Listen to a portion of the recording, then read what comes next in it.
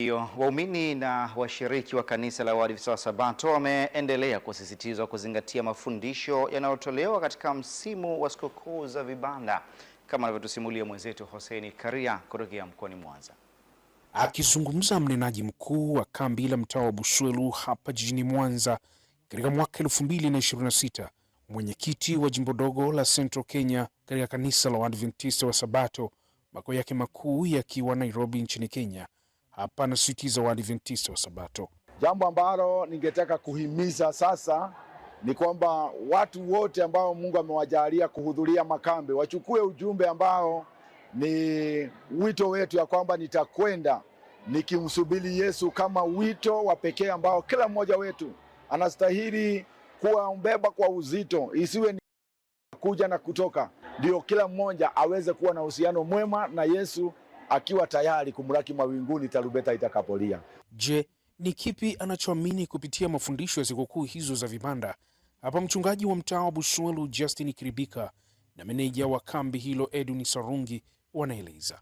Ni imani yangu kwamba mafundisho ambayo tumeyajifunza, maombi ambayo yameombwa, nyimbo ambazo zimeimbwa katika mikutano hii, basi vimetusaidia sisi waumini na washiriki kumsogelea zaidi Kristo ambaye ni mkombozi wetu.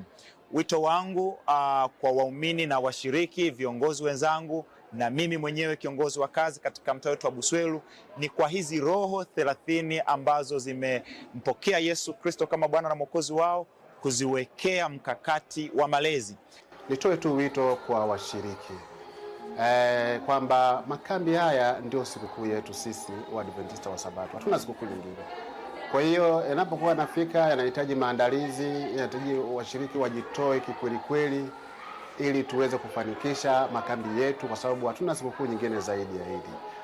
Kwa upande wa washiriki akiwemo Harun Yamusi na B Grace Paul wanaeleza umuhimu wa kambi hilo. Wito kwa washiriki wote wa makanisa mbalimbali kwamba tuchukulie kwa umuhimu hizi sikukuu, mahali ambapo Mungu ameelekeza tusipuuze na tufanye kazi ya Bwana, tujitolee, na ameelekeza kwamba katika sikukuu hizi tusitokee mikono mitupu.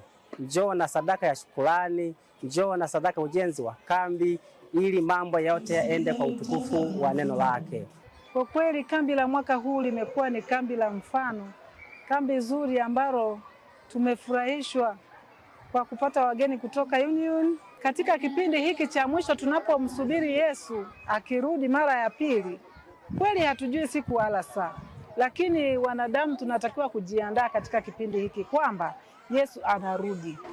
Napenda kuwaasa watu wote kuhudhuria kwenye sikukuu za vibanda, kwa sababu zinatusaidia sana kwenye kujifunza neno la Mungu na kukumbushana mambo ya enzi hizo kama wana wa Israeli vile walivyofanya. Je, ni yapi maelekezo ya uongozi wa jimbo la Nyanza Kusini kwa wabatizwa hasa katika sikukuu za vibanda na mikutano mbalimbali?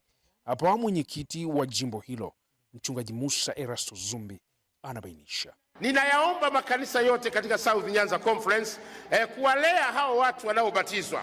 Hatua ya kwanza ni kujua wanakokaa, namba zao za simu, lakini pia mahali walipo, kazi wanazofanya, status zao, kuwalea, kuwaingiza kwenye majukumu ya kanisa, kwenye kwaya, kulihudumia kanisa, lakini pia waandikishwe katika mfumo wa SMS. Kutoka hapa katika kanisa la Waadventista wa Sabato Buswelu jijini Mwanza katika wilaya hii ya Ilemela, mimi ni Hossein Karia, Hope Channel Tanzania.